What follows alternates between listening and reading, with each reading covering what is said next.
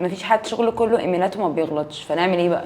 والله لازم ناخد بالنا من شويه حاجات كده ليها علاقه بالايميلات. السبجكت مثلا بتاع الايميل اللي هو عنوان الايميل. يعني مثلا في ناس يكتب لك question، لا، في السبجكت او عنوان الايميل تكتب مضمون الايميل. يعني انت الايميل ده بعته لايه؟ يعني مثلا والله انا بعت الايميل ده عشان عايزين ميعاد نتفق فيه على ميتنج، فلازم اكتب جزء او العنوان الرئيسي بيقول ده عشان اللي يفتح الايميل يبقى فاهم. نيجي بقى الجزء بتاع الميل من جوه. يعني معظم الناس حافظه قوي حته دير فلان دير علان، ده مهم طبعا في البروفيشنال ايميلز. بس فلنفرض ان انت بتبعت ايميل لواحد زميلك في الديبارتمنت في القسم اللي انت شغال فيه، ليه اقول له دير فلان ودير علان وابقى فيري بروفيشنال؟ عادي ممكن اقول هلو فلان. طيب ايه الصح بقى؟ لازم طبعا greetings في الاول، تحيه I hope this email finds you well والكلام ده. وبعد كده ابتدي اكتب له حته او جزء او عباره بتوضح انا ليه ببعت الايميل ده، الايميل ده بخصوص ايه. طيب وهنقفل الايميل ازاي بقى؟ لما اجي اختم الايميل طبعا بندي حاجه اسمها او بنقول حاجه اسمها call to action. يعني انا بعت لك الايميل ده وقلت لك انا عايز ايه، ها بعد ما قلت لك كل محتوى الايميل ايه المطلوب مني بقى، بعته لي ليه؟ فابتدي اقول له مثلا والله I'm looking forward for our meeting، مستني